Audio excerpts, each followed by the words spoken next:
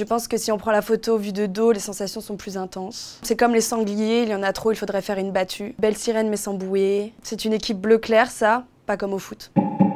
J'ai relevé en fait plusieurs commentaires misogynes, sales et racistes qui étaient sur un post de mes anciennes coéquipières. Pendant 2-3 jours, ça n'arrêtait pas. C'était en plein championnat d'Europe, donc on a attendu la fin de la compétition pour dénoncer non seulement l'impunité que ce genre de commentaires entraîne, pour parler aussi du fait que les athlètes féminines, en fait, elles sont toujours sexualisées. Ça les dépossède complètement de leur performance. Là, les filles de l'équipe de France de natation artistique, elles sont venues avec des médailles. Donc c'est historique en fait, elles n'avaient pas fait de médaille depuis 2000. Et en fait, elles ont juste été complimentées sur leur physique, alors qu'en fait, on s'en fiche. J'ai arrêté ma carrière en octobre 2020, donc jusqu'à présent, j'étais au sein de cette équipe, j'étais leur capitaine aussi. La plupart, ce sont mes amis. Et c'est aussi pour ça, je pense que j'ai été aussi révoltée. Ils sont hyper violents, ces commentaires, et je pense que même si on a l'habitude de voir des trucs pas cool sur les réseaux, là, c'est vraiment évident que c'est sale, quoi. Je sais pas si la natation, c'est plus marqué. En tout cas, ce qui est sûr, c'est qu'on parle de filles en maillot.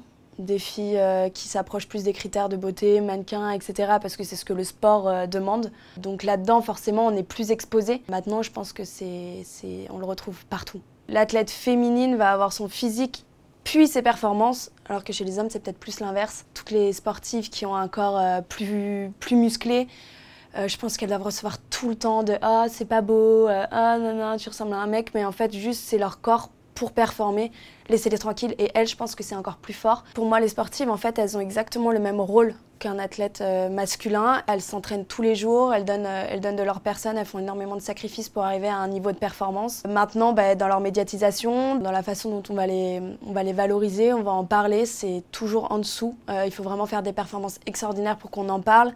Je pense qu'aujourd'hui, tout le monde est capable de se citer 10 athlètes masculins sans y réfléchir. 10 féminins, ça devient beaucoup plus compliqué. Ça évolue un petit peu dans le bon sens. Je l'ai vu par exemple dans la Coupe du Monde de foot, on en parlait, il y avait beaucoup qui disaient « Ouais, c'est peut-être moins physique, mais c'est plus tactique, etc. » Malheureusement, je pense que quand on est une athlète féminine, on apprend à se faire une petite carapace, à se protéger de tout ça. Un truc bête, je vais à la piscine municipale, il y a plein d'hommes, je les pique dans leur ego si je les dépasse. Alors que juste ça s'explique, c'est juste que je suis une ancienne sportive de niveau et qu'à un moment donné, je suis plus entraînée.